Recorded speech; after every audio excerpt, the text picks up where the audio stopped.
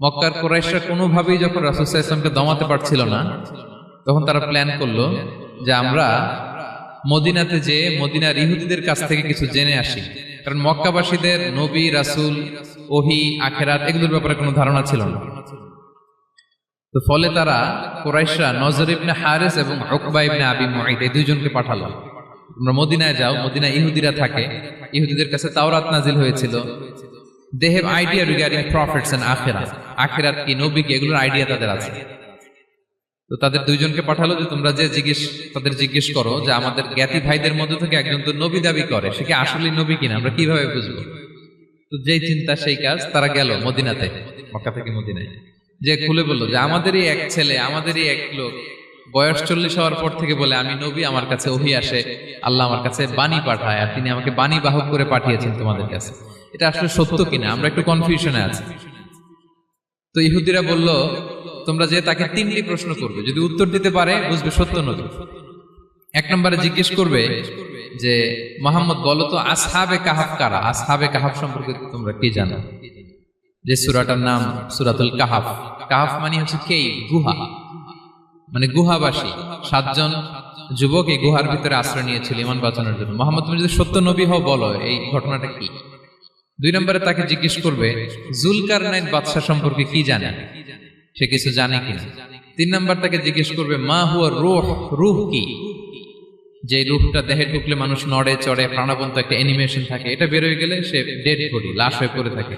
What is the origin of রূহ, spirit. এই 3টা প্রশ্নের উত্তর যদি জানে তাহলে আসলেই সে সত্য নবী। তারা এসে জিজ্ঞেস করলো মুহাম্মদ বলো আসহাবে কাহাফ কারা, বলো জুলকারনাইন কে, বলো রূহ কি। এই 3টা প্রশ্নের উত্তর যদি করতে পারো তাহলে বুঝবে তুমি সত্য নবী। রাসূল সাল্লাল্লাহু আলাইহি ওয়াসাল্লাম বললেন ঠিক আছে যাও, আগামীকাল উত্তর বলে দেব। তিনি ইনশাআল্লাহ বলতে ভুলে গেলেন। রাসূল সাল্লাল্লাহু আলাইহি ওয়াসাল্লামের ধারণা ছিল প্রতিদিনই তো জিবরাইল কোরআনের আয়াত নিয়ে আসে, তো তারই ধারাবাহিকতায় আগামীকাল আসবে, আমি জিজ্ঞেস করে নিব এই 3টা প্রশ্নের উত্তর। তারপরের দিন সবাই এসে হাজির, কিন্তু জিবরাইল আলাইহিস সালাম আসেনি। রাসূল সাল্লাল্লাহু আলাইহি ওয়াসাল্লাম একটু বিব্রতকর পরিস্থিতিতে বললেন। তারা বলল তুমি তো আজকে অ্যাপয়েন্টমেন্ট দিয়েছো, ডেট দিয়েছো, বলো উত্তর বলো। রাসূল সাল্লাল্লাহু আলাইহি ওয়াসাল্লাম বলল আজকে না, আগামীকাল বলে দিবেন। রাসূল সাল্লাল্লাহু আলাইহি ওয়াসাল্লাম ইনশাআল্লাহ কথাটা আর মনে করতে পারতেছেন না। এরপরের দিনও তারা এসে হাজির, কিন্তু রাসূল সাল্লাল্লাহু আলাইহি ওয়াসাল্লাম উত্তর দিতে পারতেছেন না। তারপরের দিন এভাবে পিছাচ্ছেন, রাসূল সাল্লাল্লাহু আলাইহি ওয়াসাল্লাম ডেট দিচ্ছেন না। এভাবে 1 দিন 2 দিন 3 দিন না, 15 দিন। কয় দিন? এদিকে তো এই প্রশ্নের উত্তর জানার জন্য এখন 1-2 জন আসে না, দলে বলে কাফিররা আসে। কারণ রাসূল সাল্লাল্লাহু আলাইহি ওয়াসাল্লামকে এখানে অপমান করা যাচ্ছে, ছোট করা যাচ্ছে, হেয় করা যাচ্ছে। তারা এসে হাসাহাসি করে। আবু বকর, ওমর রাদিয়াল্লাহু আনহুকে বলে দেখো তোমরা না বলছো সত্য নবী, উনি সত্য নবী হলে তো প্রথম দিন উত্তর দিয়ে দিতে পারতো, পারে না কেন? এটা থেকে বোঝা যাচ্ছে তিনি আসলে মিথ্যাবাদী। 15 দিন রাসূল সাল্লাল্লাহু আলাইহি ওয়াসাল্লামের জন্য এত বিব্রতকর পরিস্থিতি আর ছিল না। 15 দিন পর আল্লাহ তাআলা আয়াত নাযিল করলেন ওয়ালা তাকুলান্না বিশাইইন ইন্নী ফাইলুন যালিকা গাদা ইল্লা আইয়াশা আল্লাহ। অর্থাৎ হে নবী, ভবিষ্যতের কোনো কাজে যখন ওয়াদা দিবেন, কমিটমেন্ট করবেন, আপনি আইয়াশা আল্লাহ মানে ইনশাআল্লাহ বলা ছাড়া কখনো দিবেন না। রাসূল সাল্লাল্লাহু আলাইহি ওয়াসাল্লামকে শিক্ষা দেওয়ার মধ্য দিয়ে বেসিক্যালি আল্লাহ তাআলা গোটা মুসলিম উম্মাহকে শিক্ষা দিলেন, আমাদেরকে শিক্ষা দিলেন, যাতে আমরা ভবিষ্যতের কাজের আগে ইনশাআল্লাহ বলি। তো রাসূল সাল্লাল্লাহু আলাইহি ওয়াসাল্লাম লেসনটা পেলেন। এরপর আল্লাহ তাআলা উত্তর জানিয়ে দিলেন আম হাসিবিতা আন্না আসহাবাল কাহফি ওয়ার রাকিমি কানু মিন আয়াতিনা আজাবা। টানা 2 পৃষ্ঠা উত্তর দিলেন আসহাবুল কাহফ কারা। তাওরাত, জাবুর, ইনজিলে কোথাও এত বিস্তারিত উত্তর নাই আসহাবে কাহফের ব্যাপারে। আল্লাহ তাআলা আল কাহাফ, সূরাতুল কাহাফ নামে গুহাবাসীদের নামে একটা সূরা দিলেন, বিস্তারিত 2 পৃষ্ঠায় বর্ণনা করলেন তারা কারা। কুরাইশরা তো তাআজ্জুব বনে গেল, ঘটনা কি, মুহাম্মদের উত্তর কিভাবে জানলো? সে তো কারো কাছে পড়ে নাই, লেখে নাই, এই দেশের বাইরেও কোথাও যায় নাই। দ্বিতীয় প্রশ্ন ছিল জুলকারনাইনকে আল্লাহ আয়াত নাযিল করলেন ওয়াসআলুনাকা আন যিল কারনাইন কুল সাআতলু আলাইকুম মিনহু যিকরা। টানা আল্লাহ তাআলা প্রায় 1.5 পৃষ্ঠা, 1 পৃষ্ঠারও বেশি জুলকারনাইনের ঘটনা শোনালেন। আর রূহের কথা শোনালেন সূরা আল ইসরাতে ওয়াসআলুনাকা আনির রূহ কুলির রূহু মিন আমরি রাব্বি ওয়া মা উতীতুম মিনাল ইলমি ইল্লা কালিলা। রূহ এটা আল্লাহর স্পেশাল একটা অর্ডার, আল্লাহর আদেশে এটা ঢুকে আল্লাহর আদেশে বের হয়, এটা কেউ ছুতে পারে না, ধরতে পারে না, দেখতে পারে না, এটা আল্লাহর পক্ষ থেকে একটা মিরাকেল। 3টা প্রশ্নের উত্তর যখন আল্লাহ তাআলা দিয়ে দিলেন, রাসূল সাল্লাল্লাহু আলাইহি ওয়াসাল্লাম তাদেরকে সাবলীল ভাষায় শুনিয়ে দিলেন। তারা অবাক হয়ে গেল। এইটা হচ্ছে সূরাতুল কাহাফ নাজিল হওয়ার প্রেক্ষাপট। এরকম একটা সিচুয়েশনে নবুয়তির ৫ম বছরে আল্লাহ তাআলা এই সূরাটা নাজিল করেছেন। এই সূরার কিছু ফজিলত আছে। রাসূল সাল্লাল্লাহু আলাইহি ওয়াসাল্লাম জুমার দিনে এই সূরাটা আমাদেরকে তেলাওয়াত করতে বলেছেন। আপনারা তেলাওয়াত করেন তো? সূরা কাহাফ যদি জেনে না থাকেন আজকে থেকে করবেন। রাসূল সাল্লাল্লাহু আলাইহি ওয়াসাল্লাম বলেছেন যে জুমার দিনে যে এই সূরা কাহাফ তেলাওয়াত করবে, মান ক্বারাআ সূরাতাল কাহফি ফি ইয়াউমিল জুমআতি আদাআ লাহু মিনান নূরি মা বাইনাল জুমআতাইন। দুই জুমার মাঝখানে আল্লাহ তাআলা এই জুমার সময়টাকে তার জন্য আলোকিত করে দেয়। কি করে দেয়? আলোকিত করে দেয়। একটা নূর তার জন্য সেট করে, এই নূর তাকে হেদায়েতের পথে অবশিষ্ট রাখে। এটা হচ্ছে একটা। তাহলে জুমার দিন আমরা সূরা কাহাফ তেলাওয়াত করব, মনে করি এটা সুন্নাহ। জুমার দিনের সুন্নাহগুলোর মধ্যে থেকে একটা সুন্নাহ হচ্ছে সূরা কাহাফ তেলাওয়াত করা। আবার আরেকটা হাদিসে রাসূল সাল্লাল্লাহু আলাইহি ওয়াসাল্লাম বলেছেন, মান হাফিযা 10 আয়াতিন মিন আউয়ালি সূরাতিল কাহফি উসিমা মিন ফিতনাতিদ দাজ্জাল। যে ব্যক্তি সূরা কাহাফের প্রথম 10 আয়াত মুখস্থ করবে সে দাজ্জালের ফিতনা থেকে মুক্তি পাবে। দাজ্জালের নাম তো আপনারা শুনেছেন, ভয়ঙ্কর ডেঞ্জারাস একটা ক্যারেক্টার। পৃথিবীর শুরু থেকে শেষ পর্যন্ত এর চেয়ে বড় ফিতনা আসেনি, আসবেও না। দাজ্জালের ফিতনা, সে তার এক চোখ থাকবে, আরেক চোখ এরকম বন্ধ থাকবে, এখানে লেখা থাকবে কাফারা। কোনোভাবেই তাকে দমানো যাবে না, হত্যা করা যাবে না। আল্লাহ নবী ঈসা আলাইহিস সালাম তাকে হত্যা করবেন। তো যে ব্যক্তি সূরা কাহাফ তেলাওয়াত করবে, সূরা কাহাফের প্রথম 10 আয়াত বিশেষ করে মুখস্থ রাখবে, আল্লাহ তাআলা উসিমা মিন ফিতনাতিদ দাজ্জাল, দাজ্জালের ফিতনা থেকে তাকে বাঁচাবেন। তো আমরা দাজ্জালের ফিতনা থেকে বাঁচতে চাই কি চাই না? আমরা যেন সূরা কাহাফের প্রথম 10 আয়াত মুখস্থ করি, সূরা কাহাফ যেন জুমার দিন আমরা তেলাওয়াত করি। So now the question arises, what is the relationship of Suratul Kahf with Dajjal? দাজ্জালের সাথে সূরা কাহাফের রিলেশনটার কারণ কি? একটা মেকানিজম তো এখানে আছে। এত সূরা থাকে, রাসূল সাল্লাল্লাহু আলাইহি ওয়াসাল্লাম কেন বলেন যে সূরা কাহাফ পড়লে দাজ্জালের ফিতনা থেকে বাঁচবে? কারণটা কি? এর কারণ হচ্ছে দাজ্জাল আমাদেরকে যে সমস্ত জিনিস দিয়ে ফিতনায় ফেলবে, ওই ফিতনাগুলোর সলিউশন আল্লাহ তাআলা সূরা কাহাফের ভিতরে রেখে দিয়েছেন। দাজ্জাল 4টা জিনিস দিয়ে আমাদেরকে ফিতনায় ফেলবে। দ্যাটস ট্রায়াল অফ ফেথ, এক নাম্বার। ঈমানের পরীক্ষা সে আমাদেরকে ফেলবে, আমাদের বিশ্বাস নিয়ে ছিনিমিনি খেলবে সে। এটার সলিউশন আছে সূরা কাহাফ, আমি বলবো আস্তে আস্তে। 2 নম্বরে দাজ্জাল আমাদেরকে ফিতনায় ফেলবে, দ্য ট্রায়াল অফ ওয়েলথ, সম্পদ দিয়ে সে আমাদেরকে ফিতনায় ফেলবে। 3 নম্বর দ্য ট্রায়াল অফ নলেজ, জ্ঞান দিয়ে সে আমাদেরকে ফিতনায় ফেলবে। 4 নম্বর দ্য ট্রায়াল অফ পাওয়ার, ক্ষমতা দিয়ে সে আমাদেরকে ফিতনায় ফেলবে। দাজ্জাল 4টা জিনিস দিয়ে আমাদেরকে পরীক্ষায় ফেলবে। কয়টা? 1 হচ্ছে ঈমানি পরীক্ষা, 2 হচ্ছে সম্পদ দিয়ে পরীক্ষা, 3 হচ্ছে জ্ঞান দিয়ে পরীক্ষা, 4 হচ্ছে ক্ষমতা দিয়ে পরীক্ষা। সে ঈমানের পরীক্ষায় আমাদেরকে ফেলবে। সে এসে বলবে আমি তোমার রব, এবং এটা প্রমাণ করার জন্য যা যা দরকার আল্লাহ তাআলা তাকে সব দিবেন। সে সব করতে পারবে। সে বলবে আমি তোমার রব। যদি বিশ্বাস না হয়, তোমার বাবাকে যদি জীবিত করে বিশ্বাস করবে? অনেকে বলবে হ্যাঁ আমার আব্বাকে জীবিত করে দেখান। তো তার বাবাকে ঠিকই সে জীবিত করে ফেলবে। আসলে শয়তান তার বাবার সুরাত নিয়ে সামনে দাঁড়াবে। আরে তাই তো, এটাই তো আমার বাবা, এটাই তো আমার দাদা। মানুষ ফিতনায় পড়ে যাবে, ঈমানের ফিতনায়। সে ভাববে আসলে এটাই বোধহয় আমার রব, এবং তাকে এত ক্ষমতা দেয়া হবে, তার ডান দিকে থাকবে জান্নাত, বাঁ দিকে জাহান্নাম। তার কাছে আল্লাহ এটা দিবে। যে তার কথা শুনবে তাকে সে জান্নাতে ঢুকাবে, কিন্তু জান্নাতে ঢুকে সে জাহান্নামের শাস্তি ভোগ করবে। এটা তার বাইরের মানুষ বুঝবে না, অ্যাপারেন্টলি এটা জান্নাত। আর যে তাকে মানবে না তাকে সে জাহান্নামে ফেলবে, কিন্তু জাহান্নামে ঢুকলেও সে জান্নাতের নাজ নেয়ামত ভোগ করবে। তাহলে এই যে ঈমানের ফিতনায় সে ফেলে দিবে আমাদেরকে। তো ঈমান কি করে বাঁচাবো, এটার সলিউশন আমি শোনাবো আপনাদের। 2 নম্বরে সে আমাদেরকে সম্পদ দিয়ে ফিতনায় ফেলবে। যার যা লাগবে সে তাই দিতে পারবে, যা লাগবে। সে যদি আকাশকে বলে আকাশ বৃষ্টি দাও, যাকে তারা মানবে ওই এলাকায় বৃষ্টি হবে, সুজলা সুফলা শস্য শ্যামলা হবে সে সমস্ত এলাকা, ফল মূলে ভর্তি হবে, বরকত আর বরকত। আর যে এলাকার লোকেরা, জনপদের লোকেরা তাকে মানবে না, সে বলবে ওখানে বৃষ্টি হবে না, হবেও না। ওখানে খরা, দুর্ভিক্ষ, মাটি ফেটে চলছে, মানুষ না খেয়ে মরবে, মহামারী, দুর্ভিক্ষ দেখা দেবে। তখন বিশ্ববাসী মনে করবে এটাই বোধহয় আমাদের রব। তার মানে সম্পদ দিয়ে ফিতনায় ফেলে দিবে। 3 নম্বর হচ্ছে নলেজ, তার জ্ঞানের কাছে গোটা বিশ্ব হার মানবে। পূর্বের পরের যত জ্ঞান আছে সব আল্লাহ তাকে দিবে। ইলমুল আউয়ালিন ওয়াল আখিরিন, এমন কোন প্রশ্ন নেই যেটা দিয়ে তাকে আটকানো যায়। যাই জিজ্ঞেস করবেন সব জানতা, সব বলে দেয়। ভবিষ্যৎবাণী বলে দিবে, বলবে আগামীকাল ওইখানে অমুক দেশে বোমা বিস্ফোরণ হবে ওইখানে, ওখানে দুর্ভিক্ষ হবে, ভূমিকম্প হবে, সে যা বলবে তাই হবে। তার জ্ঞানের এই বহর দেখে মানুষ ফিতনায় পড়ে যাবে।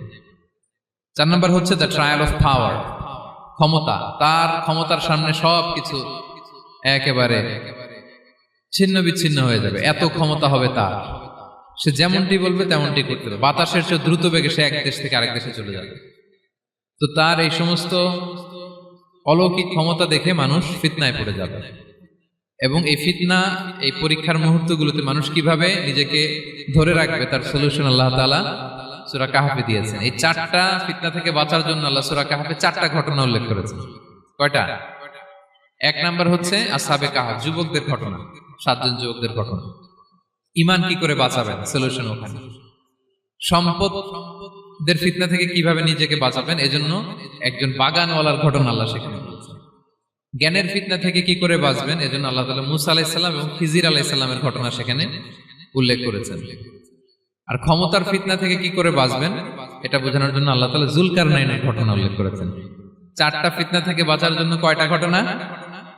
4টা ঘটনা। আমরা তাহলে একটা একটা করে ঘটনা শুনি, আমরা একটু উদ্ধার করার চেষ্টা করি যে কি কি সলিউশন আল্লাহ তাআলা আমাদের বাতলে দিলেন। 1 নম্বর হচ্ছে আসহাবে কাহফের ঘটনা। এটা 250 খ্রিস্টাব্দের সময়কালে রোমান সাম্রাজ্যের একজন বাদশা ছিল, নাম দাকিয়ানুস, প্রতাপশালী বাদশা, পৌত্তলিক, মূর্তির পূজা করে। ঈসা আলাইহিস সালাম বিদায় নিয়েছেন 250 বছর হলো। তো সব নবীর ধর্মই কিন্তু ইসলাম, যদিও আমরা নাসারা বলি, ইহুদি বলি, সব নবীদের ধর্মই কি ইসলাম। তো তিনি ছিলেন পৌত্তলিক, মূর্তির পূজা করত। আর তার এলাকায় কেউ যদি ঈসা আলাইহিস সালামের নাম নিত, আখিরাতে বিশ্বাস করত, আল্লাহ বিশ্বাস করত, তাদেরকে তারা পাথর মেরে হত্যা করত।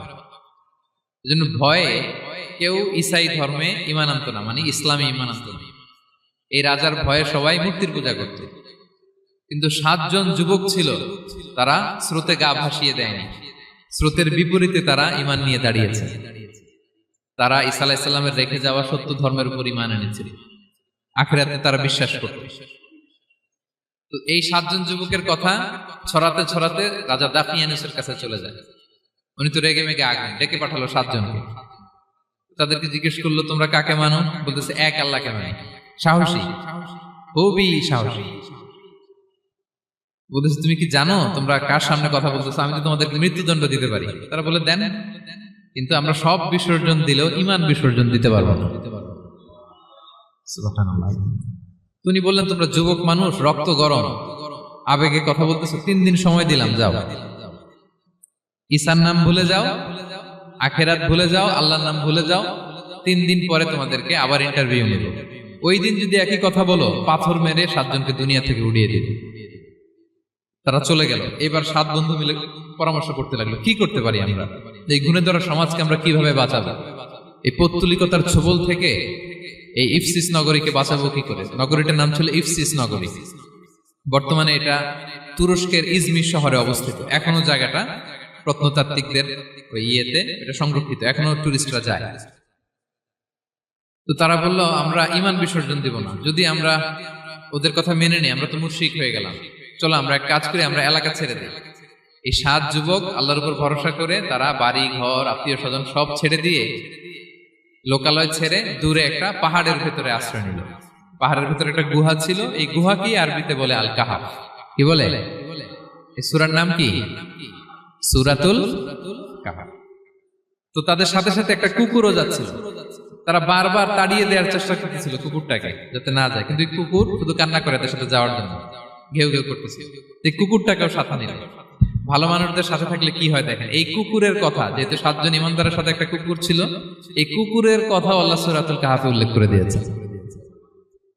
ওয়া কালবুহুম বাসিতুন যিরাআইহি বিল ওয়াসি। তো তারা ভিতরে গেল, যে প্রচন্ড ক্লান্ত, তারা ঘুমিয়ে পড়ল। কি করলো? এই এক ঘুমে আল্লাহ 309 বছর কাটাই দিলেন। কয়শো 9 বছর? 9 বছর ঘুম, সব ঘুম, প্রচন্ড ঘুম, ঘুম যেন আর কাটে না।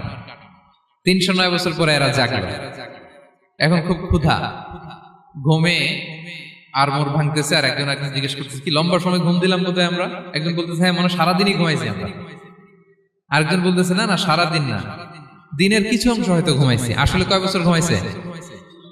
309 বছর। তো এদিকে সভ্যতার তো চেঞ্জ, এখানে ওই দাকিয়ানুস মরে, এর ছেলে মরে, এর নাতি মরে, পুতি মরে, এখন 6ষ্ঠ নম্বর রাজা আসছে। প্রজন্মের পর প্রজন্ম তো শেষ। 309 বছরে কমপক্ষে 4-5টা জেনারেশন চেঞ্জ হবে। তো জেনারেশন চেঞ্জ হয়ে, এলাকা চেঞ্জ হয়ে, তারা যে স্বপ্ন দেখেছিল এই ইফসিস নগরীতে কালিমার পতাকা উঠবে, তাদের স্বপ্ন আল্লাহ বাস্তবায়ন করেছেন। 309 বছরের ব্যবধানে এই এলাকার সবাই মুসলিম হয়ে গেছে। আল্লাহ চাইছিলেন ওদেরকে দেখাবে এটা, ওদের স্বপ্নটা যে বাস্তবায়ন হয়েছে এটা দেখাবে। ঘুম থেকে উঠছে, একজনকে তারা বললো যে লুকায় লুকায় চাদর মুড়ি দিয়ে কিছু রুটি নিয়ে আসো বাজার থেকে, যাতে তোমাকে না চিনে। চাদর মুড়ি দিয়ে যাও। কিছু পয়সা ছিল, মুদ্রা দিয়ে দিছে। তো সে যে যখন দোকানদারের কাছ থেকে রুটি নিয়েছে আর মুদ্রা দিছে, দোকানদার বলে এই মুদ্রা কোথা থেকে আসলো? 309 বছর আগে মালয়েশিয়াতে রিঙ্গিট ছিল কিনা জানি না, যেভাবে ওরা ট্রানজাকশন করতে পারে যেটা ছিল, ওইটা যদি এখন কেউ দেয় রাজধানী বিলাসে খাবার পাওয়া যাবে? হ্যাঁ। তো রুটিওয়ালা বলে তুমি বর্তমান সময়ের মুদ্রা দাও, এটা দিচ্ছ কেন? বলতেছে এটা তো বর্তমান সময়ের মুদ্রা। বলতেছে এই যে মুদ্রার মধ্যে দেখো কোন সালের সিল দেওয়া, এটা তো শত শত বছর আগে। বলতেছে কি বলে শত বছর আগে? আমি তো আজকে সকালেই বাজার করলাম, ওই বাজার করে যে টাকাগুলো ছিল ওইটাই তো পকেটে। বলতেছে বলে কি? নিশ্চয়ই তুমি গুপ্তধনের সন্ধান পেয়েছো, হিডেন ট্রেজার। বলো, মানে তার সাথে এদের কথাবার্তা কিছু মিলতেছে না। পরে তাকে ধরে ওই সময়কার রাজার কাছে নিয়ে গেছে। ওই রাজা আবার মুসলিম, সবাই মুসলিম তখন। সে যা বলে এরাও কেউ বিশ্বাস করে না, এরাও যা বলে এও বিশ্বাস করে না। আর এলাকা এর বাড়িঘর আসবে কোত্থেকে? এর নাতি পুতি যা আছে 5-6 পুরুষ তো মরে সবাই কবরে। তখন তার কথা শুনে সবাই অবাক। তো এটা মিলানোর জন্য তারা 309 বছর আগের দাকিয়ানুস বাদশার সরকারি যে নথিপত্র, ওই পুরাতন ছিঁড়া নথিপত্র তারা বের করলো। বের করে দেখে ঠিকই দাকিয়ানুস নামে এক বাদশা ছিল, আর অনেক শত শত বছর আগে মোস্ট ওয়ান্টেড 7 জন যুবক ছিল, যাদের ব্যাপারে এক্সিকিউশনের অর্ডার ছিল। এখন দেখে তারা অবাক। লম্বা ঘটনা আমি শর্ট করে বলতেছি। পরে সবাই মিলে তাকে সহ ওই গুহায় গেল। গুহায় যাওয়ার পরে সে বাকিদেরকে ডাকতে গুহার ভিতরে ঢুকলো। আল্লাহ তাআলা 7 জনকে ওইখানে মৃত্যু দিয়ে দিলেন। চিরকালের জন্য এই 7 জন ঘুমায় পড়লো। আর এলাকাবাসী রাজা সহ এখানে তারা একটা মসজিদ নির্মাণ করলো। This is the story of আসহাবে কাহাফ। তো এলাকাবাসী যদিও মুসলিম হয়েছিল, কিন্তু আখিরাতের ব্যাপারে তাদের একটা সন্দেহ ছিল যে আসলে মানুষ মরার পরে কি আবার জীবিত হবে? মৃত্যুবরণ করার পরে আবার মানুষ জীবিত হবে? তাদের মনের মধ্যে একটা সন্দেহ ছিল যে আসলে মারা গেলে মানুষ আবার উঠতে পারে। তাদের এই সন্দেহ দূর করার জন্য আল্লাহ তাআলা এই 7 জনকে 309 বছর ঘুম পাড়িয়ে আবার জীবিত করলেন। সুবহানাল্লাহ বিহামদিহি। তাহলে ঈমান কিভাবে বাঁচাতে হয় এটার প্রেরণা আমরা এই 7 যুবকের কাছ থেকে পাই। এখানে যেটা আমরা শিখি প্রিয় ভাইরা, 1 নম্বর লেসন হচ্ছে আমাদের গুড কোম্পানি লাগবে, রাইটাস পিপল, মানে আমাদের সার্কেলটা ভালো হইতে হবে। তাদের 7 জনের সার্কেলটা খুব ভালো ছিল, ফলে তারা বিপথে যায় না, এবং তারা এমন শক্ত সিদ্ধান্ত নিয়েছে যে আল্লাহ তাআলা সেটাতে বরকত দিয়েছেন, গোটা সমাজকে আল্লাহ তাআলা চেঞ্জ করে দিয়েছেন। এটা হচ্ছে 1 নম্বর লেসন। আপনি ঈমান বাঁচাতে হলে আপনার সার্কেল ভালো লাগবে। খুঁজবেন যে এলাকায় যাবেন ওখানে নামাজি সার্কেল কারা আছে, ওখানে জ্ঞানী গুণী সার্কেল কারা আছে, ওখানে ভালো কাজ করতে চায়, একে অপরকে সহযোগিতা করে, কল্যাণের পথের যাত্রী কারা আছে খুঁজতে হবে আপনাকে। খুঁজে ওই সার্কেলে আপনি যুক্ত হবে, তাইলে ঈমান বাঁচানো যাবে। ক্লিয়ার? 2 নাম্বার হচ্ছে conflict between believers and disbelievers it's universal. সত্য মিথ্যার লড়াই এটা চিরন্তন, আজীবন থাকবে। এটা ওনাদেরও ছিল, এখনো আমাদের লড়াই করে যেতে হচ্ছে, আমাদের ভবিষ্যৎ প্রজন্মও করবে। এই লড়াইটা আমরা করে যেতে চাই। কি বলেন? হ্যাঁ, থামা যাবে না? আমরা থামতে আসি নাই, আমরা এই লড়াইটা করে যাব। আমরা সত্যের কথা বলেই যাব ইনশাআল্লাহ। বলেন। 3 নাম্বার হচ্ছে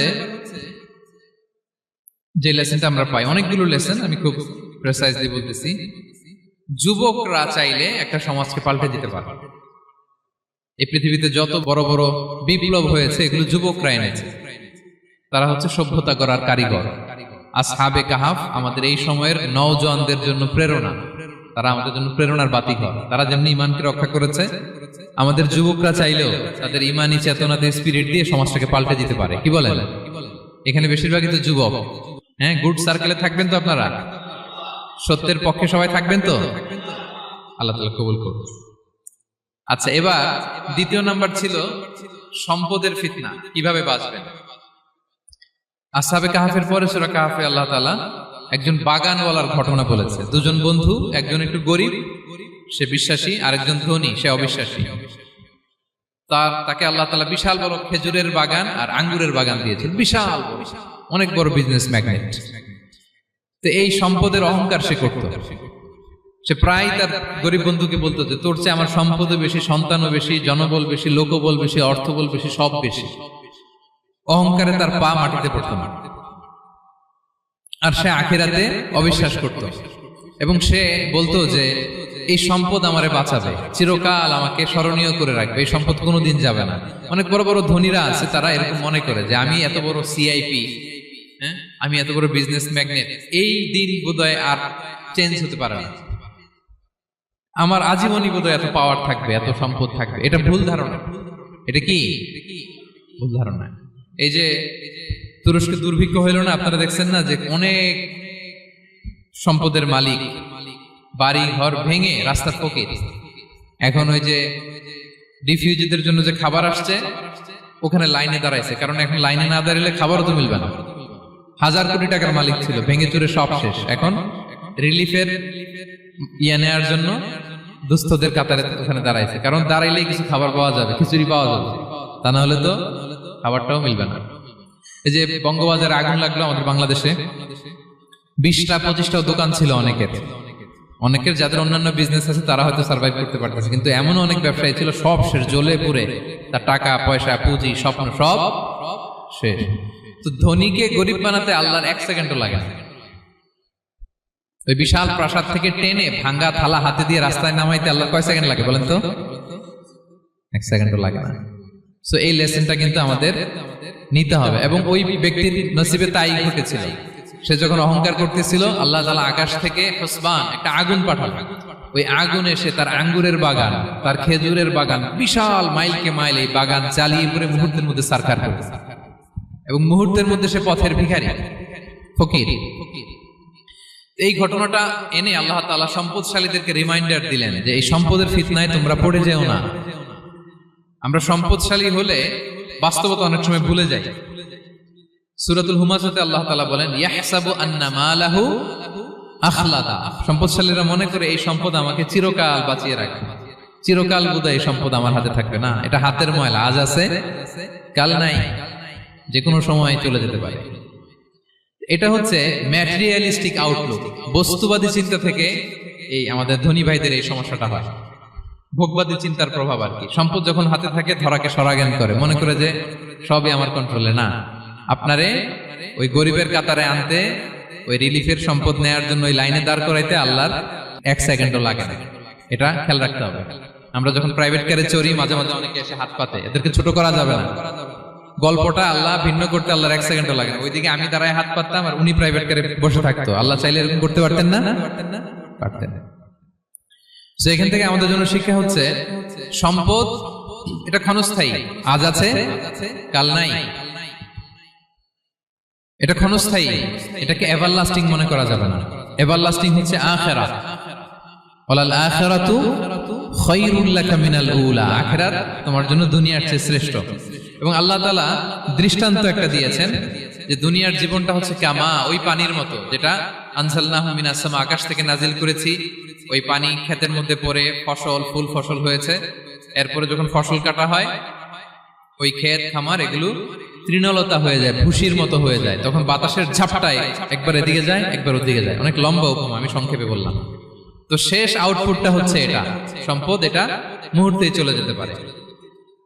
সম্পদ উপার্জন জায়েজ আছে, মুসলিমরা সম্পদ উপার্জন করতে পারবে, কোনো অসুবিধা নাই। আপনি যদি ধনী হন এটা ভালো, ফলে আপনি যাকাত দিতে পারবেন, অসহায় দুস্থদের সহায়তা করতে পারবেন, কন্ট্রিবিউট করতে পারবেন। আপনি সম্পদ হাতের মুঠোয় নেবেন, কন্ট্রোল করবেন, কিন্তু এই দিকে স্থান দিবেন না, দ্যাটস ইট, তাহলেই হবে। আমরা সম্পদ কি করতে পারবো? উপার্জন করতে পারবো, কিন্তু হৃদয়ে স্থান দিতে পারবো না। হৃদয়ে স্থান থাকবে আখিরাতের। এই মাইন্ডসেট যদি আপনি গড়ে তোলেন, তাহলে সম্পদের ফিতনা আপনি কখনো পড়বেন না। এই পয়েন্টটা কি ক্লিয়ার সবার? ক্লিয়ার।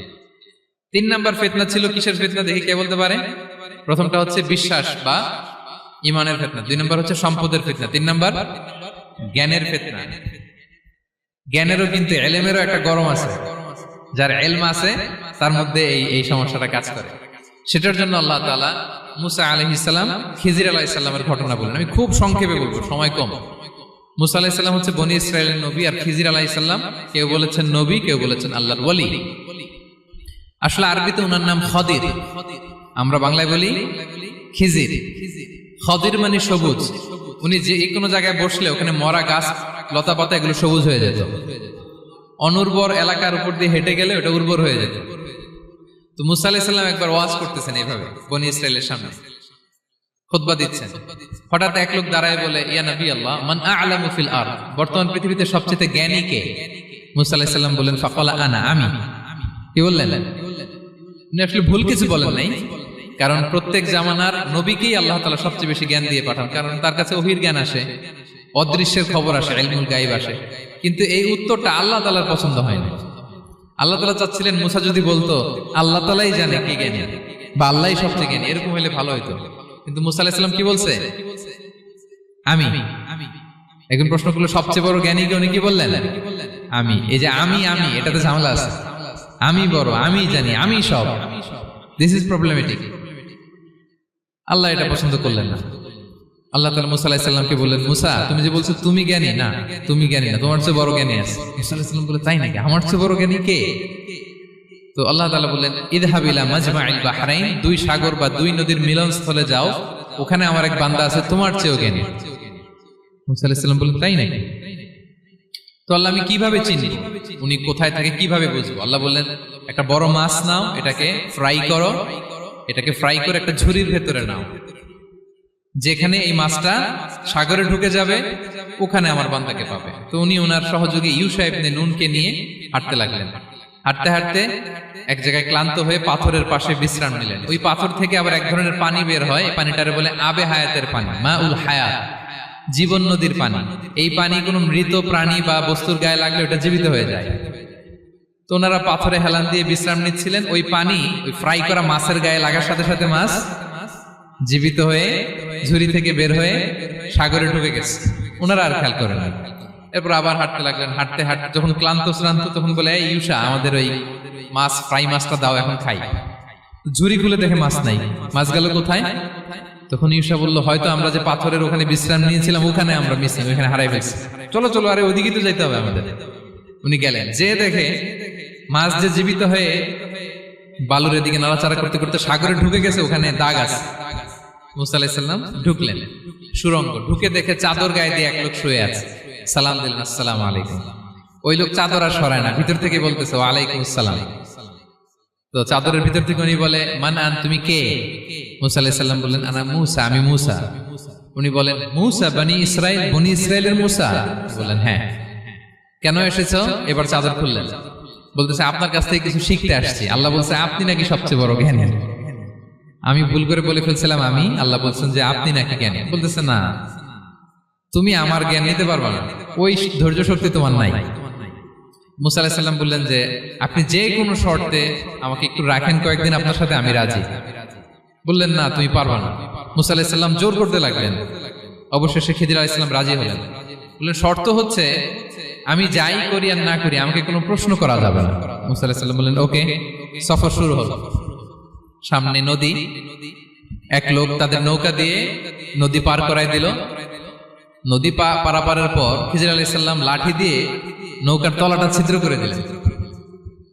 মুসা আলাইহিস সালাম বললেন, ইন্না লিল্লাহি, এটা আপনি কি করলেন? ওরা আমাদেরকে নদী পার করে দিল, আর যে ভাড়াটা আসছিল এটাও নিল না, আমাদেরকে সম্মান দেখালো, আপনি নৌকা ছিদ্র করে দিলেন। খিজির আলাইহিস সালাম বলছে, এই যে আমি বলছিলাম না তুমি ধৈর্য ধারণ করতে পারবো না, যাও তোমার রাস্তায়, তুমি আমার রাস্তায় নেই। মুসা আলাইহিস সালাম আবার ক্ষমা চাচ্ছেন যে, আপনি আমার ক্ষমা করেন, আমি তো ভুলে গেছি, আর প্রশ্ন করবেন না। চলতে লাগলেন। হঠাৎ বাচ্চারা খেলতেছে, এক বাচ্চাকে ধরে হত্যা করলেন খিজির আলাইহিস সালাম। এবার তো মুসা আলাইহিস সালাম রেগে গেছে, আপনি করলেনটা কি? নিষ্পাপ ফুলের মতো শিশুকে হত্যা করলেন। খিজির আলাইহিস সালাম বলে, এই যে আমি জানতাম যে তুমি ধৈর্য ধারণ করতে পারবে না, তোমার রাস্তা এক, আমার রাস্তা এক, যাও। এবার মুসা আলাইহিস সালাম করজোর করতেছে যে this is the last chance, একটা ফাইনাল চান্স দেন, একটা সুযোগ দেন, আর আমি প্রশ্ন করব না, এটাই লাস্ট। বললেন ওকে ঠিক আছে। হাঁটতে হাঁটতে এক ইহুদি বসতির সামনে যে হাজির, দুজনই খুব ক্ষুধার্ত, খাবার চাইলো, এরা আবার কৃপণ, খাবার দিল না। তো খিজির আলাইহিস সালাম বললেন ঠিক আছে, খাবার যেটা দিচ্ছেন আমরা চলে যাই। যাওয়ার পথে দেখতেছে এই এলাকার একটা দেয়াল ভেঙে পড়ে যাবে। তিনি বললেন মুসা চলো এটা ঠিক করে দেই। দুইজন মিলে প্রচন্ড ক্ষুধায় এটা সেটা এনে দেয়ালটা তৈরি করতেছে। মুসা আলাইহিস সালাম তো এমনি রাগী, পেটে আবার ক্ষুধা, আবার বলছে কিছু বলাও যাবে না। তিনি এবার আর প্রশ্ন করেন, বলতেছে ওরা এত কিপটামি করলো আর আপনি এটা করে দিলেন, আপনি তো চাইলে এটা টাকা নিতে পারতেন, পারিশ্রমিক নিতে পারতেন চাইলে। এই কথা বলার পর খিজির আলাইহিস সালাম বললেন হাযা ফিরাকু বাইনি ওয়া বাইনি, এখানেই তোমার আর আমার সেপারেশন, আর সামনে আগানো যাবে না, তোমার কোনো ধৈর্যই নেই। তো এতটুকু তোমাকে আমি বলি যে আমি একটাও আল্লাহর আদেশ ছাড়া করি নাই, আল্লাহর আদেশে আমি করেছি। কি? এক নম্বর হচ্ছে ওই যে আমাদের ভাড়া নিতে চাইলো না, আমাদেরকে পার করে দিল, নৌকাটা ছিদ্র করেছি কারণ এই এলাকায় একজন জালিম বাদশা আছে, সে নৌকা পেলেই গরিব মাঝিদের নৌকা সিজ করে নিয়ে যায়। তো এটাকে যখন তলায় ছিদ্র করে দিছি, এই রাজার লোকেরা এসে দেখবে যে এটা তলা ছিদ্র, পানি ঢুকতেছে, এটা নিবে না, ওরা পরে সামহাও এটা রিপেয়ার করে চালাইতে পারবে। মুসা আলাইহিস সালাম বলে সুবহানাল্লাহ, তাই তো, এটা তো আমি বুঝতে পারি নাই। আর ওই ছোট শিশুটাকে হত্যা করছি, ও অনেক বড় জালিম হবে এলাকা, তার ফিতনায় এলাকাবাসী তটস্থ থাকবে, সে তার মা বাবাকেও জাহান্নামে নেবে, এজন্য আল্লাহ তাআলা আদেশ দিয়েছেন আমাকে, আল্লাহর আদেশে আমি তাকে হত্যা করেছি। মুসা আলাইহিস সালাম বললেন তাই তো, এটা তো অনেক ভালো কাজ করছেন, তাইলে বলতেছে তাহলে ওইটা বলেন, খাবারও দিল না, এত কৃপণ, এদের দেয়াল কেন ঠিক করতে গেলেন আপনি? তখন তিনি বললেন যে আসলে এটা একটা ইয়াতিমদের ঘর ছিল, দুইটা ইয়াতিম শিশু, তাদের বাবা মা খুব ভালো ছিল, আর এই দেয়ালের নিচে আছে গুপ্তধন, এই দেয়ালটা পড়ে যাবে, এই গুপ্তধন তারা ছোট মানুষ নিতে পারবে না, এলাকাবাসী তাদেরকে বঞ্চিত করে নিয়ে যাবে। আমি দেয়াল গড়ে দিলাম যাতে করে তারা যখন প্রাপ্তবয়স্ক হয় নিজেদের সম্পদ নিজেরা বুঝে নিতে পারে। সুবহানাল্লাহ বিহামদিহি। মুসা আলাইহিস সালাম বলে তাই তো, এগুলো তো আমি বুঝতে পারি নাই। তো এই ছিল খুব সংক্ষিপ্ত পরিসরে মুসা আলাইহিস সালাম খিজির আলাইহিস সালামের ঘটনা। তো রাসূল সাল্লাল্লাহু আলাইহি ওয়াসাল্লাম বুখারীতে একটা চমৎকার কথা বলেছেন, তিনি বলেছিলেন ওয়াদিদনা আন্না মুসা সাবার হাত্তা ইউকাসসা আলাইনা মিন আমরিহিম। রাসূল সাল্লাল্লাহু আলাইহি ওয়াসাল্লাম বলেছিলেন ইস, আমার ভাই মুসা যদি আরেকটু ধৈর্য ধরতো তাহলে আরো কিছু অজানা তথ্য আমরা জানতে পারতাম। এখান থেকে, এই ঘটনা থেকে আমরা কি শিখলাম? প্রথম যেটা আমরা শিখলাম, জ্ঞান নিয়ে বড়াই করতে নেই, ঠিক কিনা? জানার কোনো শেষ নেই, জাননেওয়ালার উপরও জাননেওয়ালা আছে, জ্ঞানীর উপরও জ্ঞানী আছে। আপনি কিছু জেনেই মনে করবেন না আমি সব জানি, আপনার চাইতেও বেশি জ্ঞানী অনেকে আছে। অনেক সময় বক্তার চাইতেও শ্রোতারা অনেক জ্ঞানী।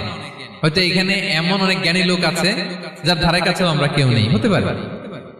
সো আমি সব জানি, এটা ভুল, এটা শয়তান বলে। এটা কে বলে? শয়তান বলে। আবু নাওয়াস একটা কবিতা লিখেছেন, ওয়াকুল লিমান ইয়াদঈ ফিল ইলমি ফালসাফাতান হাবাসতা শাইআন ওয়া গাবাত আনকা আশিয়াউ। কেউ যদি বলে আমি সব জানি, তুমি তাকে বৃদ্ধাঙ্গুলি দেখিয়ে বলো আপনি কিছুই জানেন না, আপনি অল্প কিছু জেনেছেন, জানার এখনো অনেক বাকি। তাহলে মুসা আলাইহিস সালামের এই ঘটনা জিজ্ঞেস করা হলো কে জ্ঞানী, উনি বললেন আমি জ্ঞানী। এরকম কি আমরা কখনো বলবো? না। সবচাইতে বড় জ্ঞানী কে? ওয়া ফাওকা কুল্লি যী ইলমিন আলিম। সবচাইতে বড় জ্ঞানী আল্লাহ তাআলা। সো জ্ঞান নিয়ে আমরা অহংকার করব না।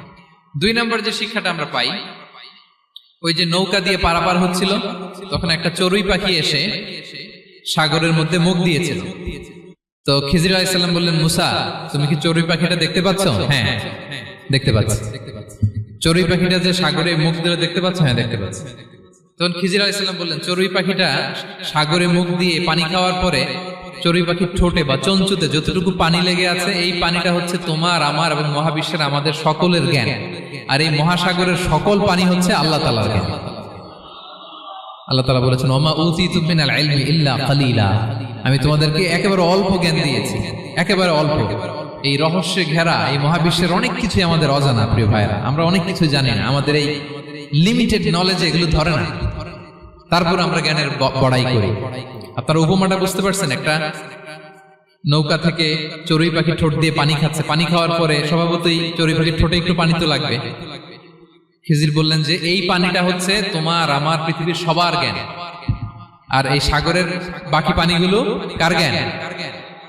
এবার বুঝতে পারছেন আল্লাহ তাআলার জ্ঞানের পরিধি। আমরা জ্ঞান নিয়ে যেন কখনো কি না করি, বড়াই না করি। জ্ঞান দুই ধরনের, একটা বাহ্যিক জ্ঞান, একটা অন্তর্নিহিত জ্ঞান। External knowledge, internal knowledge. আমরা যখন কোরআন হাদিস পড়ি আমাদের বাহ্যিক জ্ঞান অর্জন হয়। কোরআন হাদিস পড়লেই আপনি জ্ঞানী হয়ে যান। এটা কোরআন হাদিস পড়তে হয়, এটা ডাইজেস্ট করতে হয়, এটার উপর আমল করতে হয়। এই জ্ঞান অর্জন শেষে এরপরে আল্লাহর প্রিয় বান্দাদেরকে আল্লাহ অন্তরে ইলমের নূর দেন, ইলহাম দেন। That is the knowledge, that is the pure knowledge. আপনি হাফেজে কোরআন হয়ে ভাবেন না আপনি সব জানেন, আপনি বুখারী মুখস্থ করে ভাবেন না সব জানেন। এই সব জ্ঞান অর্জন করার পরে ইলমের নূর হাসিল হয়, সেটা আল্লাহ সবারে দেয় না। সো এই অন্তর্নিহিত জ্ঞান, দূরদৃষ্টি, farsightedness, that is the pure knowledge. এটার জন্য বছরের পর বছর, যুগের পর যুগ সাধনা করতে হয়। সেটার জন্য এই জ্ঞান অর্জনের জন্য তিনটা জিনিস করতে হয় ইলমের নূর অর্জনের জন্য। কয়টা? এক হচ্ছে বিনয়, দুই হচ্ছে সফর, তিন হচ্ছে সবর। আবার বলি, এক হচ্ছে বিনয়, দুই হচ্ছে সফর, তিন হচ্ছে সবর। আল্লাহ তাআলা আল্লাহর নবীকে তাওরাত দেওয়ার পরেও আরো ট্রেনিং সেশন করাইছেন খিজির আলাইহিস সালামের কাছে। যাও, ওনার কাছে গেলে তুমি ছোট হবা, নত হবা। জ্ঞান যদি আমি নিতে চাই আমাকে ছোট হইতে হবে। ধরেন একটা গ্লাস থেকে একটা খালি গ্লাসে পানি ঢালবো, তো যেটাতে নেওয়া হবে এটা উপরে থাকলে হবে? যে গ্লাসটার মধ্যে পানি আছে এটা উপরে থাকবে, ওইটা ব্ল্যাঙ্ক গ্লাসের মধ্যে পড়বে। আপনি নলেজ, ইলম নিতে চাইলে আপনাকে নিচে থাকতে হবে, উনি উপরে থাকবেন। আপনার শায়েখ আপনাকে দিবে, আপনার উস্তাদ আপনাকে দিবে, আপনার মুর্শিদ আপনাকে দিবে। বুঝতে পেরেছেন?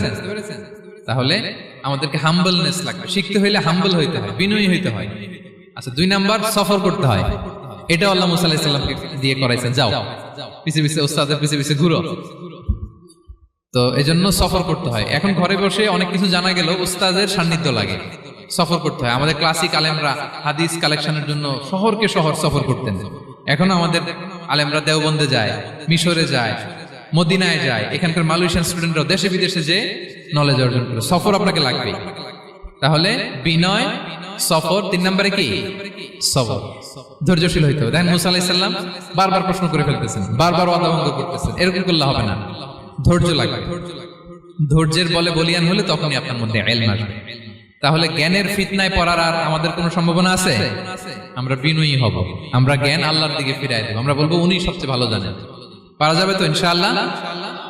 আচ্ছা, আমি একেবারে শেষ পর্যায়ে চলে আসছি, 2 মিনিটের মধ্যে শেষ করে দিচ্ছি। 3 নাম্বার ছিল কিসের ফিতনা? 4 নাম্বার ক্ষমতার ফিতনা। এই ফিতনা থেকে বাঁচার জন্য সর্বশেষ আল্লাহ তাআলা যুলকারনাইনের ঘটনা বলেছেন। অনেক বড় বাদশা ছিলেন, পৃথিবীতে 4 জন বাদশা গোটা বিশ্ব শাসন করেছেন। 2 জন কাফির, 2 জন মুমিন। কাফির একজন হচ্ছে নমরুদ, যিনি ইব্রাহিম আলাইহিস সালামকে আগুনে ফেলেছিলেন। আরেকজন হচ্ছে বখতে নাসার, যাকে ইংরেজিতে বলে নেবুচারনেজার দ্য সেকেন্ড, দ্বিতীয় নেবুচারনেজার। তারা কোনো নির্দিষ্ট এরিয়ার বাউন্ডারির বাদশা না, গোটা বিশ্বের বাদশা ছিলেন। এই 2 জন কাফির। আর 2 জন বাদশা ছিলেন গোটা বিশ্বকে শাসন করেছেন, তারা ছিলেন মুমিন। একজন হচ্ছে সুলাইমান আলাইহিস সালাম, আল্লাহর নবী। আরেকজন হচ্ছে যুলকারনাইন, গোটা বিশ্ব শাসন করেছেন, প্রাচ্য থেকে পাশ্চাত্য সব জায়গায় তিনি গিয়েছেন, ইসলামের বাণী প্রচার করেছেন, জালিমদেরকে শায়েস্তা করেছেন। তো এরকম দিক বিদিক তিনি জয় করতেছিলেন। অনেকে যুলকারনাইনকে আলেকজান্ডার দ্য গ্রেটের সাথে গুলিয়ে ফেলে না। ম্যাসিডোনিয়াতে যে আলেকজান্ডার দ্য গ্রেট ছিল, উনি আর যুলকারনাইন এক নন। যুলকারনাইন হচ্ছে আল্লাহ তাআলার প্রিয় একজন বান্দা, অনেক বড় সাহসী বীর পুরুষ ছিলেন, গোটা বিশ্বে ইসলাম প্রচার করেছেন। করতে করতে করতে করতে অনেক বড় ঘটনা, আমি সব শেষের ঘটনাটা বলি। উনি জর্জিয়া, বর্তমান যে জর্জিয়ার তিবলিসি এরিয়া, এখানে এসে একটা এলাকার সন্ধান পেলেন, যারা ওনাকে এসে বলল যে এখানে একটা জঙ্গলি গ্রুপ আছে যাদের নাম ইয়াজুজ মাজুজ, তারা এসে আমাদের উপর হামলা করে। হে যুলকারনাইন, আমরা আপনাকে ট্যাক্স কালেক্ট করে দিচ্ছি, আপনি তাদের মাঝে আর আমাদের মাঝে একটা প্রাচীর তৈরি করে দেন। আপনারা ইয়াজুজ মাজুজের নাম শুনেছেন না? ইংরেজিতে বলে গগ ম্যাগগ। নূহ আলাইহিস সালামের 4 সন্তান ছিল, হাম, সাম, ইয়াফাস, কানাআন। এই ইয়াফাসের বংশধর হচ্ছে ইয়াজুজ মাজুজ, জঙ্গলি, হাজার হাজার শুধু বংশ বিস্তার করে। তারা এসে লোকালয়ে মানুষের উপর আক্রমণ করে, তাদের গবাদি পশু এগুলো ছিনিয়ে নেয়, ফলমূল খেয়ে ফেলে। তো যুলকারনাইন বাদশার কাছে যখন বিচার দেওয়া হলো, উনি বললেন ঠিক আছে, তোমাদের ট্যাক্স দেয়া লাগবে না, তোমরা শারীরিক পরিশ্রম করে আমাকে সাহায্য করো। তো উনি বর্তমানে হচ্ছে এক পাশে কৃষ্ণ সাগর ব্ল্যাক সি, আরেকদিকে কাস্পিয়ান হ্রদ বা কাস্পিয়ান সাগর। এর মাঝখানে 1200 কিলোমিটার লম্বা মাউন্টেন রেঞ্জ, পাহাড়ি এরিয়া, আপনারা গুগলে দেখবেন। এইখানে দুই পাহাড়ের মাঝখানে ফাঁকা জায়গায় তিনি বড় বড় লোহার পাত প্রথিত করলেন, গেড়ে দিলেন। এরপরে তামা, সীসা গালিয়ে বিশাল একটা ওয়াল তৈরি করলেন। এটা জুলকারনাইন উনার বানানো ওয়াল বা ড্যাম, প্রাচীর। এখন আর ইয়াজুজ মাজুজ আসতে পারে না, ওরা আর আসতে পারে না। ওরা প্রতিদিন এটা ভাঙার চেষ্টা করে, কিন্তু ভাঙতে ভাঙতে আরেকটু ভাঙলেই ভেঙে যাবে। ওরা বলে আগামীকাল ভেঙে ফেলবে, ইনশাল্লাহ বলতে ভুলে যায়। এজন্য এরপরের দিন এসে দেখে আবার এটা আগের মতো হয়ে আসছে। কিয়ামতের আগ দিয়ে ওদের মধ্যে এই ইনশাআল্লাহর প্রেরণা আসবে। তাদের একজন বলে উঠবে আগামীকাল ইনশাআল্লাহ আমরা এটা ভেঙে খান খান করে দেব, ঠিকই ভেঙে ফেলবে। তখন তারা ভেঙে চুরে কুটি কুটি ইয়াজুজ মাজুজের দল এসে হামলে পড়বে। সামনে পড়বে তাবারিয়া সাগর, একদল এসে তাবারিয়া সাগর এমন ভাবে খাবে, এই দল যাওয়ার পরে আরেক দল এসে এখানে যে সাগরে যে পানি ছিল এটা কল্পনাই করতে পারবে না। তারা পৃথিবীতে ফিতনা ফাসাদ করবে। ঈসা আলাইহিস সালাম তখন আসবেন, দোয়া করবে আল্লাহ তাআলার কাছে মুমিনরা, একটা মহামারী দিবে আল্লাহ তাআলা ইয়াজুজ মাজুজের মধ্যে, ওরা মরে যাবে সব। এরপর বিশাল এক পাখি এসে তাদেরকে আল্লাহর মর্জি মাফিক এমন এক জায়গায় ফেলে আসবে, কেউ জানবে না। তো তারা যে পচে গলে মাটির সাথে মিশেছিল, এই গলিত লাশ থেকে মাটি খুব উর্বর হয়ে যাবে। এরপর আল্লাহ তাআলা পৃথিবীর মধ্যে বারাকা দিবেন, কিছু রোপণ করলে তাড়াতাড়ি ফুলে ফেপে বড় বড় ফলমূল হচ্ছে। তো এটা কিয়ামতের আলামতের অন্য কোনো আলোচনায় হয়তো আমরা বলবো। তো জুলকারনাইন তিনি বিশাল এখানে প্রাচীর তৈরি করে দিয়েছিলেন, এবং প্রাচীর তৈরি করে দিয়ে তাদেরকে বলেছিলেন যে যতদিন আল্লাহ তাআলা চাইবেন এটা থাকবে, এবং যেদিন আল্লাহ তাআলার আদেশ আসবে এটা ভেঙে খান খান হয়ে যাবে। তার মানে দেখেন এত পাওয়ারফুল, এত শক্তিশালী, এত ক্ষমতাধর হওয়ার পরেও তিনি তার ক্ষমতাকে কার দিকে ফিরিয়ে দিয়েছেন, যে আল্লাহ যতদিন চাইবে এই প্রাচীর টিকে থাকবে, যেদিনই আল্লাহ তাআলার আদেশ আসবে এই প্রাচীর ভেঙে খান খান হয়ে যাবে। সো আমরা ক্ষমতার দেখা পেলে, চেয়ার একটা পেলে আমরা যেন জালিম হয়ে না উঠি, এটা হচ্ছে এখান থেকে শিক্ষা। আমরা যেন জুলুম না করি। উনি সম্পদের মালিক ছিলেন, ক্ষমতার মালিক ছিলেন, কিন্তু উনি যে আল্লাহর বান্দা এটা ভুলে যান নাই। আমরা যখন ক্ষমতাশীল হই, আমরা যখন প্রধানমন্ত্রী হই, আমরা যখন প্রেসিডেন্ট হই, আমরা যখন পাওয়ারফুল হই, আমাদের সবচেয়ে বড় পরিচয় যে আমরা আব্দুল্লাহ, আল্লাহর গোলাম, এটা আমরা ভুলে যাই। আমাদের আসল পরিচয় কি? আমরা আল্লাহর গোলাম। আমরা যে আল্লাহর গোলাম, এই চিন্তাটা, এই সেন্সটা যদি আমাদের মাথায় থাকে, তাহলে ক্ষমতা আমাদেরকে দাম্ভিক বানাতে পারে না, আর ওই ক্ষমতা আমাদেরকে ফিতনায়ও ফেলবে না। তাহলে সম্মানিত সুধী, দাজ্জাল কয়টা জিনিস দিয়ে আমাদেরকে ফিতনায় ফেলবে? চারটা। দ্য ট্রায়াল অফ ফেইথ, ইমানের পরীক্ষা; দ্য ট্রায়াল অফ ওয়েলথ, সম্পদ দিয়ে পরীক্ষা; দ্য ট্রায়াল অফ নলেজ, জ্ঞানের পরীক্ষা; দ্য ট্রায়াল অফ পাওয়ার, ক্ষমতার পরীক্ষা। আর ইমানের পরীক্ষায় উত্তরণের জন্য আল্লাহ তাআলা আমাদেরকে এই সূরায় আসহাবে কাহফের ঘটনা শুনিয়েছেন, যে 7 জন যুবক তারা তাদের ইমানকে হেফাজত করেছিল। সম্পদের ফিতনা থেকে বাঁচানোর জন্য আল্লাহ তাআলা আমাদেরকে এক বাগানওয়ালার কাহিনী জানিয়েছেন, যে সম্পদ পেয়ে তোমরা দাম্ভিক হয়ে যাও না, এটা আজ আছে কাল থাকবে না। জ্ঞানের পরীক্ষা থেকে আমাদের মুক্তির জন্য আল্লাহ তাআলা অনেক বড় করে আল্লাহ নবী মুসা আলাইহিস সালাম এবং খিজির আলাইহিস সালামের ঘটনা শুনিয়েছেন, আমাদের বুঝিয়েছেন যে আমাদেরকে বিনয়ী হতে হবে, জ্ঞানের জন্য সফর করতে হবে এবং সবর করতে হবে। সবশেষে আল্লাহ তাআলা ক্ষমতার ফিতনা থেকে বাঁচানোর জন্য ক্ষমতাধর, আমরা তো একটা দেশের মালিক হই এখন, অমুক দেশের প্রেসিডেন্ট, অমুক দেশের প্রধানমন্ত্রী, উনি গোটা বিশ্বের প্রতাপশালী রাজা ছিলেন জুলকারনাইন। তারপরেও উনি যে আব্দুল্লাহ, উনি যে আল্লাহর গোলাম, এটা তিনি ভুলে যাননি। তাহলে এইভাবে যদি আমরা এই ফিতনাগুলো থেকে বাঁচার চেষ্টা করি, তাহলে এই ফিতনা থেকে আমরা বেঁচে থাকতে পারবো। এবং দাজ্জাল যদি এই মুহূর্তেও আসে, সে আমাদেরকে বিভ্রান্ত করতে পারবে না। পারবে? পারবে না ইনশাআল্লাহ। ইনশাআল্লাহ বলেন। আর ভবিষ্যতের সব কাজের আগে আমরা সবসময় কি বলবো? মনে থাকবে সবার? আল্লাহ তাআলা আমাদের সবাইকে কথাগুলো বোঝার ও আমল করার তৌফিক দান করুক। হাযা মা ইনদি ওয়াল ইলমু ইনদাল্লাহ আলাইহি তাওয়াক্কালতু ওয়া ইলাইহি উনীব। ওয়াসসালামু আলাইকুম ওয়া রাহমাতুল্লাহি তাআলা ওয়া বারাকাতুহু।